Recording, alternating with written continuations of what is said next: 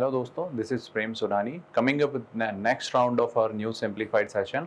और यहाँ पे हम कोई भी टॉपिक लेते हैं, आपको बहुत ही सिंप्लीफाइड मैनर में वो समझाते हैं। तो आज के इस टॉपिक में हम बात करने वाले हैं इलेक्ट्रिसिटी अमेंडमेंट बिल की, जो हाल ही में पार्लियामेंट में लाया गया था, जो कि अभी रिसेंटली। तो इस बिल के बारे में बात करेंगे, साथ ही साथ हम बात करेंगे इसके बैकग्राउंड के बारे में। सबसे पहले हम जानेंगे कि what is the position of India in case of the power, number 1, and what are the problems जो हमारा ये सेक्टर फेस कर रहा है। Then will also discuss this ECA, जो इलेक्ट्रिसिटी अमेंडमेंट बिल है, उसमें क्या क्या है, and what are the concerns raised by the state. Will discuss all them in detail. But first हम सबसे पहले देखते हैं क्वेश्चन। तो क्वेश्चन है net zero by 2050। This is a report और काइंड ऑफ डिटेल्ड एनालिसिस। ये किसने अभी प्रेजेंट किया है? तो आपके पास ऑप्शन है वर्ल्ड बैंक, IAEA और नीति आयोग। सो आपको इसका आंसर देना है, आप कमेंट सेक्शन में टाइप कर सकते हैं। वीडियो के एंड में आपको इसका आंसर मैं दूंगा, राइट। तो सबसे पहले शुरुआत करते हैं। अगर हम देखेंगे तो भारत में जो पावर सेक्टर है उसमें क्या पोजीशन है, हम वो बात करने वाले हैं। लेकिन सबसे पहले आपको समझना होगा कि जो पावर है वो 3 स्टेजेस में आपको समझनी है। The first stage is generation, मतलब कि कहां पे पावर जनरेट हुआ, देन हमें पावर जनरेट करके उसको ट्रांसमिट करना होता है, and that is the second component, that is transmission. First is generation, the second is transmission, and then finally जब वो ट्रांसमिट होके पावर आता है तो लोड डिस्ट्रीब्यूशन सेंटर्स होते हैं, जिन्हें आप GSS भी बोलते हो या ग्रिड सब स्टेशंस भी बोलते हैं। तो वहां से लोड को डिस्पैच करना है या डिस्ट्रीब्यूट करना है, तो दैट इज डिस्ट्रीब्यूशन, राइट। तो first is generation, the second is transmission, and जो थर्ड है दैट इज डिस्ट्रीब्यूशन। तो इन 3 सेगमेंट्स में पावर को आपको समझना है, राइट। तो एक एक करके समझते हैं। सबसे पहले समझते हैं इंडियाज कंडीशन और इंडियाज पावर पोजीशन, मतलब कहां पे इंडिया स्टैंड करता है। तो अगर हम IEA की रिपोर्ट देखें तो उसमें वो कहता है कि India is the third largest producer of energy in the world, but fourth largest consumer भी है, right. And this fourth largest consumer जो है वो हम थर्ड हो जाएंगे 2030 में। हम EU को पीछे छोड़ देंगे, यूरोपियन यूनियन को पीछे छोड़ देंगे। तो फर्स्ट पे चाइना है, अभी सेकंड पे US है, थर्ड पे EU है, और फोर्थ पे हम हैं लार्जेस्ट कंज्यूमर, ठीक है। But when it comes to the consumption, per capita consumption, India stands at 106th position. तो यहां पे हम काफी पीछे हैं।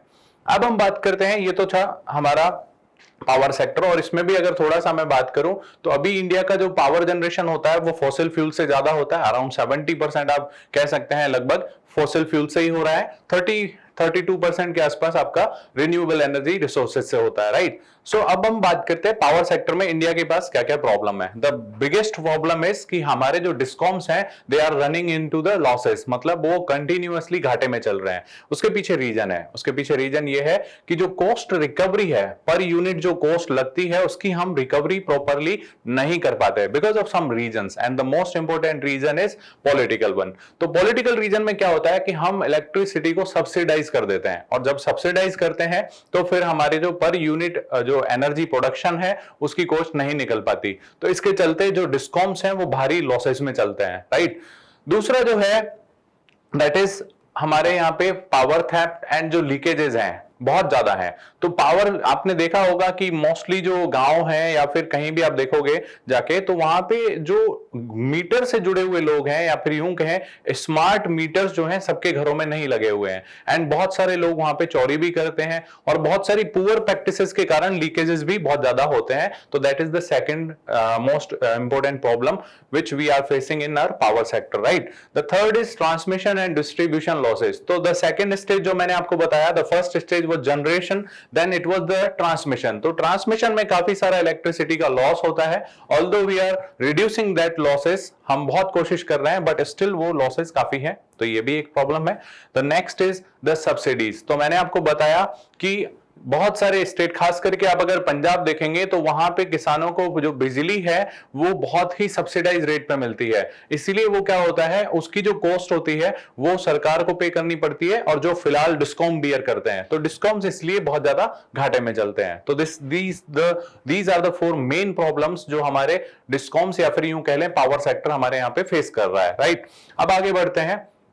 अब हम क्या करते हैं, इस जो अमेंडमेंट बिल आया है उसमें ये सारी प्रॉब्लम को देखते हुए हमें सारी चीजें सॉल्व करता है ये अमेंडमेंट। तो देखते हैं वन बाय वन करके। The first most important problem was with the discoms, है ना। तो अपन ने देखा कि डिस्कॉम्स जो है वो घाटे में चल रहे थे, तो इनको घाटे से उबारने के लिए सरकार ने कहा the tariff must be reflective one. Reflective मतलब the cost of production, the cost of transmission and the cost of distribution, ये सारी जो है बिल में दिखनी चाहिए और हमें जो रिकवरी करनी चाहिए उस हिसाब से करनी चाहिए। दैट मींस जो टैरिफ है वो थोड़ा ठीक होना चाहिए। The second thing is the tariff would be decided by the commissions, ठीक है। जैसे स्टेट इलेक्ट्रिसिटी कमीशन होगा, सेंट्रल इलेक्ट्रिसिटी कमीशन होगा, तो they will decide the tariff, है ना। That must be reflective one, दूसरा हमने देख लिया। एंड तीसरा है कि टैरिफ जो है वो डिसाइड होगा, डीबीटी इसको ध्यान में नहीं रखा जाएगा, जो डायरेक्ट आपको अकाउंट में दिया जाएगा, डायरेक्ट बेनिफिट ट्रांसफर किया जाएगा, उसको ये दिमाग में नहीं रखेंगे, वो सरकार अपने आप करेगी डीबीटी, राइट। तो ये without taking DBT into the account ये लोग टैरिफ डिसाइड करेंगे। So this one is the for the discoms, ठीक है। दूसरा हमने देखा, हमने 3 स्टेज में समझा। The first one is generation, the second one was transmission and the third one is distribution, right? This is distribution. अब क्या होता है, फॉर एग्जाम्पल डिस्ट्रीब्यूशन जो है कोई कंपनी कर रही है, ठीक है, कोई एक कंपनी है, वो जनरेशन से कहती है कि मुझे इतना आप पावर सप्लाई कीजिए और मैं आपको इतने पैसे दूंगा, राइट। लेकिन कई बार क्या होता है, ये जो कॉन्ट्रैक्ट होता है ये इतना ज्यादा एनफोर्सेबल नहीं होता है, मतलब ये हो सकता है टूट भी जाए, ये मना कर दे लेने से या ये देने से मना कर दे।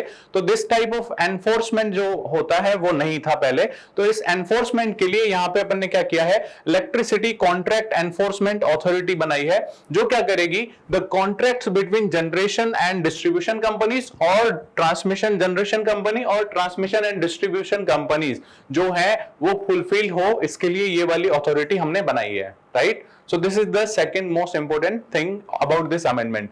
द थर्ड इज कि जो हमारे यहाँ पे रेगुलेटरी कमीशंस होते हैं, इलेक्ट्रिसिटी रेगुलेशन कमीशंस, तो उनमें कई बार क्या होता है, जो मेंबर्स अपॉइंटमेंट होते हैं उनमें मल्टीपल मेंबर्स की सर्च कम सिलेक्शन कमेटी बनती है, जो रिकमेंड करते हैं कि इन लोगों को अपॉइंट करना है। तो ऐसे ही बहुत सारी जो स्टेट हैं उनके लिए अलग होता है, जो सेंट्रल की इलेक्ट्रिसिटी रेगुलेशन कमीशन है उनके लिए अलग होता है। तो उन सब के लिए इन्होंने क्या किया है कि एक ही इलेक्शन जो सर्च कम इलेक्शन कमेटी होगी वो एक ही बना दी है, यूनिफॉर्मिटी कर दी है, ताकि अलग अलग वहां पे ना हो, अलग अलग कमेटीज ना हो, ठीक है। तो एक ये हो गया।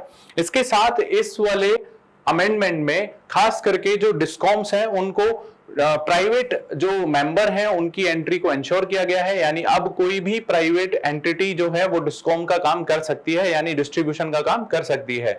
यानी कि डायरेक्टली ये कह सकते हैं कि कोई प्राइवेट कंपनी आके हमारे जो सरकारी डिस्कॉम्स है उनके साथ इलेक्ट्रिसिटी डिस्ट्रीब्यूशन कर सकती है।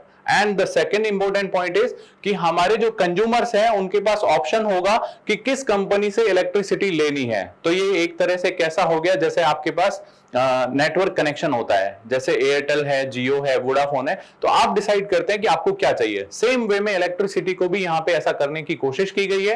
प्राइवेट जो प्लेयर्स हैं उनकी एंट्री को इंश्योर किया गया है और आपकी सुविधा के लिए ये किया गया है कि वो बेटर सर्विस दे सके, इनमें आपस में कंपटीशन रह सके, तो इनको हमने एंट्री दी है। तो ये है इस बिल में। नेक्स्ट अगर हम बात करें तो जो भी इलेक्ट्रिसिटी रिलेटेड डिस्प्यूट्स होंगे तो उसके लिए यहाँ पे एक अपेलिएट ट्रिब्यूनल होगा, that is appellate tribunal for electricity related matters, ठीक है। तो इसमें क्या होता है कि कई बार बहुत ज्यादा मामले आ जाते हैं और यहाँ पे बेंच नहीं होती प्रॉपर। तो इसमें पहली बात तो हमने मेंबर्स को बढ़ा दिया, दैट इज 1+7 हमने मेंबर्स कर दिया है। दूसरा इसकी पावर्स को भी हमने बढ़ा दिया है ताकि ये बहुत एफिशिएंटली काम कर सके और एनफोर्स करा सके वो सारे प्रोविजन जो इसके पास आते हैं, राइट। So powers बढ़ा दी, members बढ़ा दिए, okay? So this is APTEL. Now we come to the next part.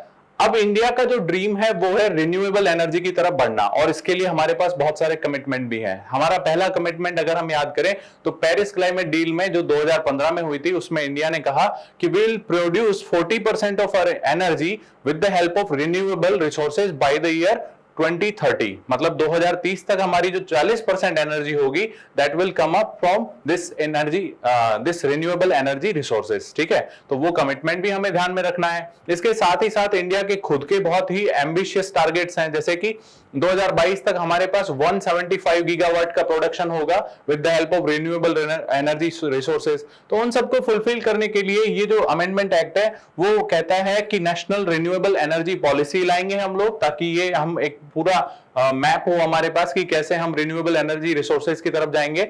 The second thing is कि फॉर एग्जाम्पल ये कोई रिन्यूएबल एनर्जी का जनरेशन हो रहा है, दिस इज द समथिंग, मतलब जो रिन्यूएबल एनर्जी है ये जनरेशन कर रहा है, लेकिन अगर इससे कोई एनर्जी खरीदेगा नहीं, मतलब इसका जो एनर्जी आउटपुट है that must be purchase by the discoms ना, तभी तो ये लोग करेंगे काम, अदरवाइज क्यों करेंगे। तो इन डिस्कॉम्स को कहा गया कि यू हैव टू बाय, मतलब आपको खरीदना पड़ेगा। ये टारगेट्स हैं आपके लिए कि मिनिमम परसेंट, मान लो for example 10% of their energy needs आपको खरीदनी पड़ेगी रिन्यूएबल एनर्जी से। तो ये एक तरह से क्या हो जाता है, रीपर्चेज ऑब्लिगेशंस। ठीक है, renewable energy purchase obligation, that is RPO.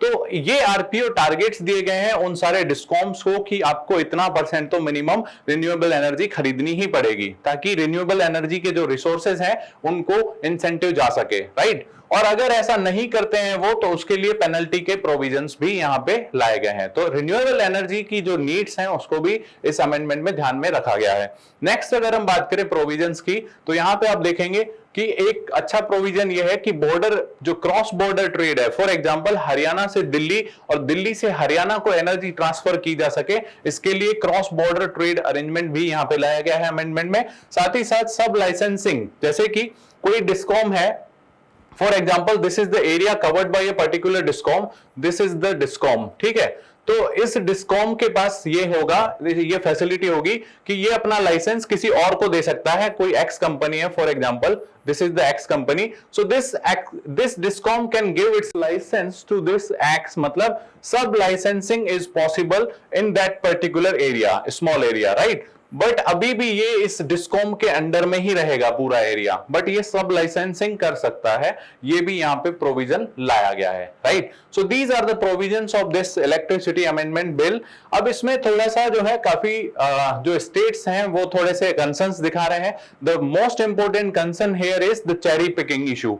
तो चेरी पिकिंग इशू में स्टेट्स कह रहे हैं कि जो भी प्राइवेट प्लेयर्स होंगे वो मोस्टली जो सप्लाई करेंगे इलेक्ट्रिसिटी वो करेंगे कमर्शियल ऑपरेशंस जो हो रहे हैं या फिर इंडस्ट्रीज को, ठीक है।